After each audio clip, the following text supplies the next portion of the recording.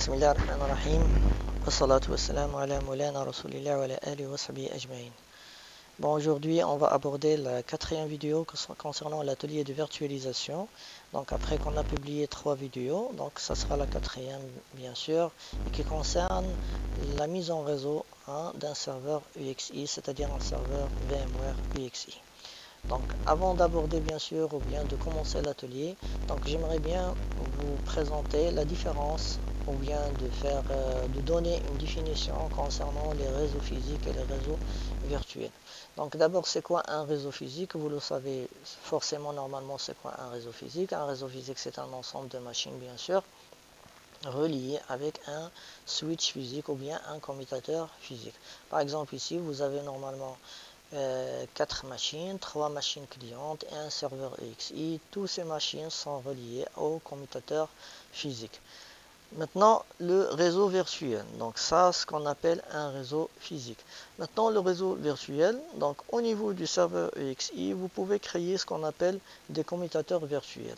C'est quoi le rôle de ces commutateurs virtuels? C'est de relier bien sûr les machines virtuelles et créer ce qu'on appelle des réseaux virtuels. Par exemple ici, vous avez 2 réseaux virtuels reliés au switch virtuel. C'est ce que vous donne normalement 2 réseaux virtuels. Voilà. Donc, essayons un peu de décortiquer un peu normalement le switch virtuel et le switch physique. Donc, commençons par le commutateur virtuel. Vous trouvez bien sûr en bas ce qu'on appelle des liaisons montantes. Les liaisons montantes, ce ne sont que des cartes réseau de votre serveur UXI. Donc ces cartes réseau, ça va vous permettre bien sûr de connecter tout ce qui est virtuel, c'est-à-dire de connecter vos machines virtuelles avec avec votre réseau physique. Donc ces cartes réseau sont reliées à votre commutateur physique et par la suite votre commutateur physique à son tour il est relié au réseau physique de la société bien sûr. Donc au commutateur virtuel, vous trouverez également ce qu'on appelle des ports virtuels. Voilà, ce sont des ports virtuels. Qu'est-ce qu'il vous permet? Il vous permet de créer ce qu'on appelle un réseau virtuel et par la suite relier les machines virtuelles. C'est-à-dire d'assurer la communication entre les machines virtuelles, comme vous voyez sur l'écran. Il faut savoir que les ports virtuels ne sont pas forcés d'être connectés normalement aux cartes réseau physiques. Donc, c'est-à-dire je peux créer un réseau virtuel dans lequel j'assure la communication seulement au niveau entre les machines virtuelles et comme je peux également normalement connecter les machines virtuelles avec le réseau physique.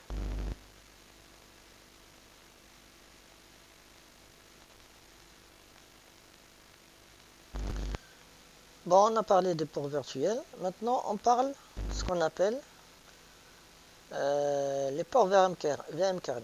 Donc, il y a déjà un port qui est créé par défaut, à savoir le port de gestion, c'est-à-dire le port à travers lequel on gère notre serveur UXI. Donc, depuis normalement la première vidéo, on a utilisé ce port pour la gestion du serveur UXI à distance à travers une interface web, comme on a déjà fait. Donc, ce port, ou bien ce qu'on appelle ce type normalement de port VM kernel, doivent obligatoirement être normalement relié à une carte réseau physique normalement. Également, il doit être doté d'une adresse IP. Donc, vous avez ici normalement le port de gestion et on peut créer également d'autres ports VM kernel pour d'autres services tels que par exemple le stockage iSCSI. Donc, comme vous voyez ici, donc les 2 ports, à savoir les ports VM kernel, doivent être dotés d'une adresse IP. Donc, on va essayer de travailler sur ça, sur notre atelier. Donc, je vais faire normalement, on va partir vers l'atelier, bien sûr. Regardez ici, vous avez normalement la baie de stockage qu'on a préparée normalement la vidéo précédente. Voilà, c'est notre baie de stockage. Vous avez également la machine Windows 10 sur laquelle on accède normalement à la baie de stockage. Voilà, à travers laquelle on accède à la baie de stockage. Donc vous avez ici le serveur UXI, ça c'est notre serveur UXI, on peut l'accéder bien sûr. Voilà. Et enfin on a la station de gestion du serveur UXI. à savoir la machine Windows 7. Voilà. Donc on va essayer de se connecter bien sûr au serveur EXI, sachant normalement qu'on a déjà préparé la baie de stockage, la séance, ou pardon, c'est pas la séance mais c'est la vidéo dans la vidéo précédente. Donc maintenant on va essayer d'accéder à notre serveur EXI pour la mise en réseau de ce serveur. Donc je vais insérer ici l'adresse IP du serveur.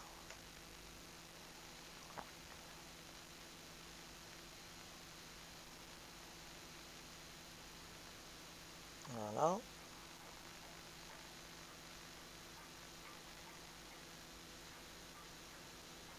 Voilà. Donc ici on va insérer le compte d'administrateur, à savoir le root, ainsi que le mot de passe. Donc on va écrire ici root, c'est-à-dire l'administrateur, et ici le mot de passe.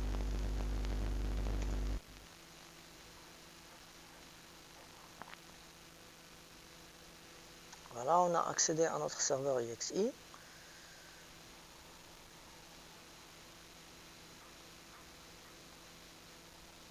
Donc comme j'ai dit bien sûr, on va travailler sur quoi? On va travailler sur la mise en réseau. Donc on va cliquer sur mise en réseau. Donc vous aurez cette interface dans laquelle vous avez la possibilité de voir c'est quoi le groupe de ports que vous avez sur votre machine. Par exemple ici il y a deux groupes de ports. Il y a ce qu'on appelle VM Network sur lequel il n'y a aucun port actif, et où nous avons également Management Network sur lequel il y a un port de gestion comme j'ai déjà parlé. Et vous avez ici les commutateurs virtuels que vous avez sur votre serveur. Par exemple ici il y a un seul commutateur, à savoir vSwitch 0. Donc c'est le seul commutateur créé par défaut. Donc à chaque fois j'arrête la vidéo parce qu'il y a le bruit du ventilateur. Bon, j'ai dit qu'il y a un seul switch pour l'instant, le switch créé par défaut, à savoir le vSwitch 0. Donc on va essayer de cliquer sur ce switch. Et vous aurez normalement à droite de votre écran, vous allez avoir une idée sur un certain dessin qui vous montre bien sûr qu'est-ce qui se trouve exactement sur ce switch. Donc vous avez deux liaisons montantes, il y a le VMNIC 1 et le VMNIC 0, et vous avez un seul port vmkernel, c'est-à-dire le port de gestion. Donc ça c'est sur le premier switch. Donc on va continuer à voir le contenu de cette interface.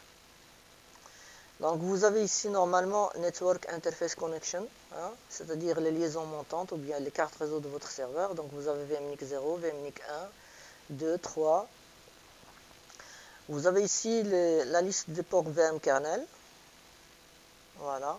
Donc vous avez ici un seul port vmkernel, à savoir le port de gestion. Donc ce qu'on va faire pour l'instant, on va créer un nouveau commutateur. Donc je vais cliquer sur commutateur virtuel et je vais cliquer sur ajouter un commutateur virtuel standard, parce qu'il y a deux types normalement de commutateurs. Donc on va travailler pour l'instant sur le commutateur virtuel standard, mais il y a également les commutateurs, ce qu'on appelle les commutateurs distribués. Donc j'ajoute un commutateur virtuel standard. Donc comme vous voyez ici je peux donner le nom du switch. Donc par exemple ici on va créer vSwitch 1. Donc on a déjà, voilà. Donc et ici je vais choisir par exemple une liaison montante pour ce switch. Par exemple ici VMNIC 1, 2. Voilà. Donc c'est la troisième carte réseau de notre serveur EXI. Donc je vais cliquer sur ajouter.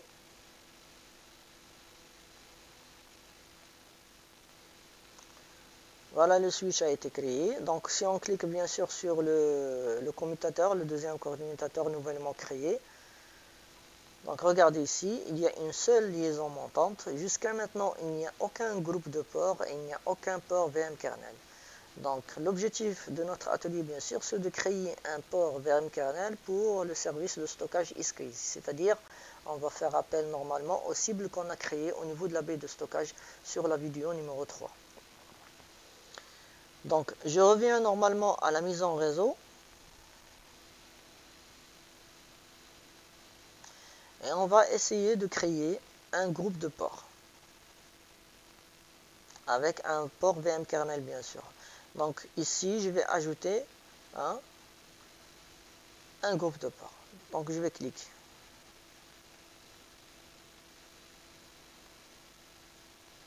Donc, nouveau groupe de ports. Et je vais appeler normalement ce groupe de ports storage. Pardon, donc storage iSCSI. Donc, pour ce groupe de ports, je vais le créer sur le deuxième switch. Donc, vous avez ici le switch numéro 0, vous avez ici le switch numéro 1, donc sur le deuxième switch. Donc, comme j'ai dit bien sûr, les ports VM kernel doivent obligatoirement avoir une adresse IP. Donc, je vais faire ici IPv version 4 et je vais cliquer sur statique. Donc, ici, on va normalement insérer l'adresse IP. Donc, on va insérer une adresse IP qui appartient au réseau de stockage, à savoir le réseau SAN, Storage Area Network, pour lequel on a choisi 172.16.1.0. Donc, je vais choisir une adresse IP pour ce port VM kernel. Par exemple, ici, je vais faire 120. Et ici, je vais normalement insérer le masque sous réseau. Voilà, et on va cliquer sur créer.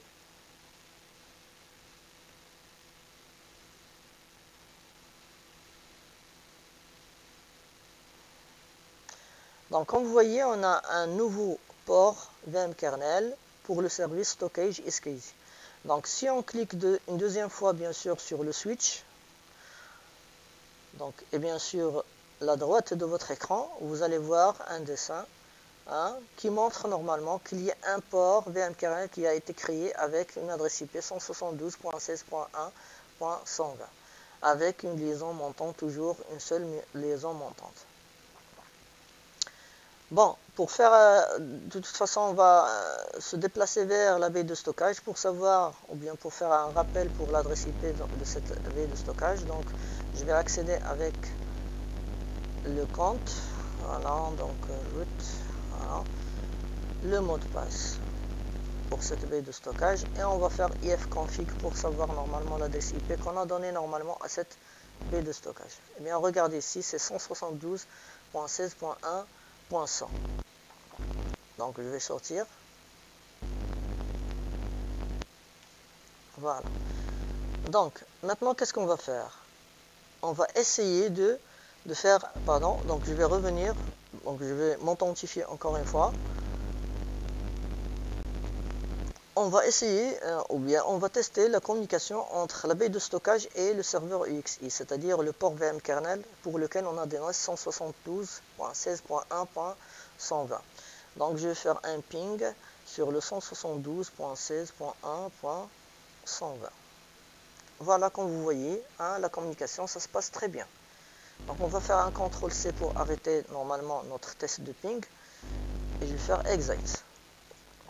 Et maintenant, je vais revenir normalement à mon serveur UXI ou bien à la machine Windows 7 à travers laquelle nous sommes en train de gérer notre serveur UXI. Donc, je vais revenir normalement à la mise en réseau. Et je vais chercher normalement. Donc, voilà. Donc, on a déjà créé le commutateur, on a créé le port VM kernel. Donc, maintenant, je vais me déplacer vers le stockage. Donc, pour le stockage, pour l'instant, il y a ce qu'on appelle un seul disque. C'est le disque normalement qui se trouve sur votre serveur UXI.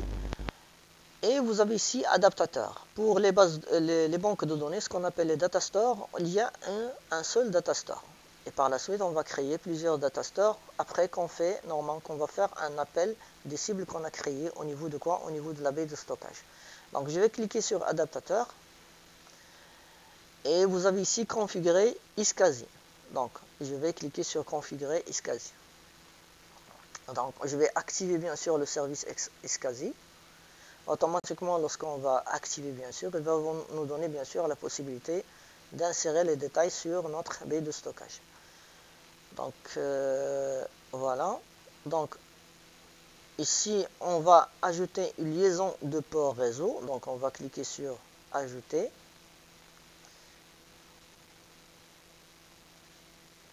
Voilà. pardon, donc j'ai fait des erreurs ici, donc je vais supprimer tout cela. Voilà. Donc jusqu'à maintenant, il n'a pas encore affiché les liaisons de port. Donc je vais lancer la configuration encore une fois.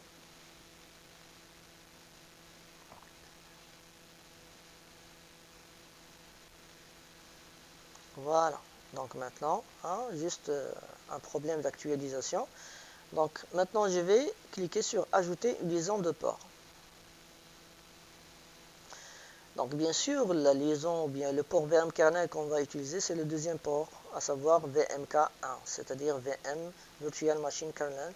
Donc je vais cliquer sur le deuxième, qui concerne bien sûr le stockage iSCSI. Voilà, donc l'adresse IP c'est 172.1.20. Donc après, on va essayer d'ajouter une cible dynamique. Donc on va ajouter une cible dynamique. Notre serveur bien sûr de stockage bien sûr, ou bien la baie de stockage, est là, l'adresse IP 172.16.1.100. Donc voilà. Et on va enregistrer bien sûr la configuration. Donc on attend ou bien on actualise ici. Regardez, il y a un quatrième adaptateur, bien sûr, iSCSI Software Adapter. Voilà. Donc, je vais cliquer sur configurer iSCSI encore une fois. Voilà. Pour savoir si les cibles sont détectées, bien sûr. Regardez, les cibles sont détectées. Regardez ici, vous lisez ici, OpenFiler. Donc, j'enregistre. Et maintenant, je vais essayer normalement, je vais cliquer sur périphérique pour voir les cibles normalement, est-ce qu'ils sont normalement détectés. Regardez, il y a deux cibles normalement qui sont ajoutées, c'est-à-dire les cibles qu'on a créées sur l'OpenFiler, c'est-à-dire sur la baie de stockage.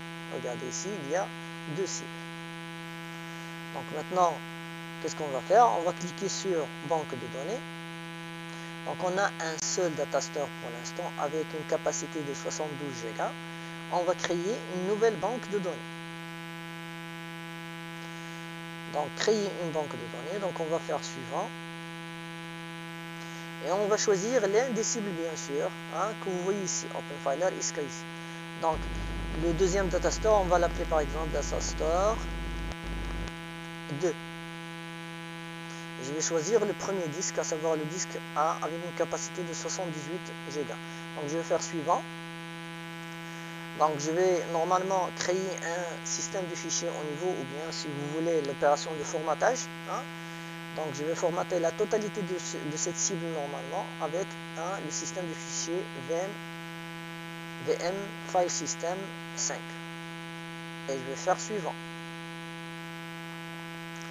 Et après je vais faire normalement terminer. Voilà, on va cliquer sur oui.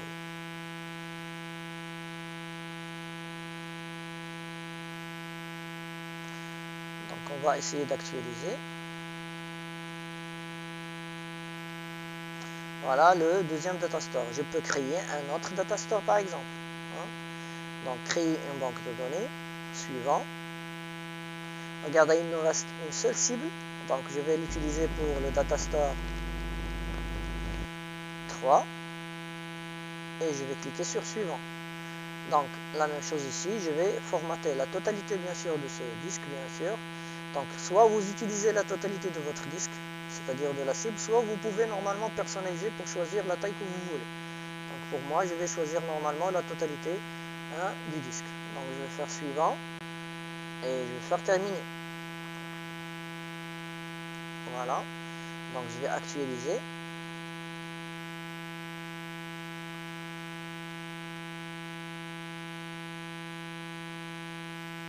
Voilà. Donc maintenant, qu'est-ce qu'on a? On a 3 datastores bien sûr. Donc on a fait appel à toutes les cibles bien sûr qu'on a créées sur la baie de stockage. On a configuré un nouveau switch. Et voilà, le travail est fait. Donc je vous donne un rendez-vous pour la vidéo prochaine, Inch'Allah. Donc je vous laisse pour l'instant et on se voit, Inch'Allah, la prochaine fois.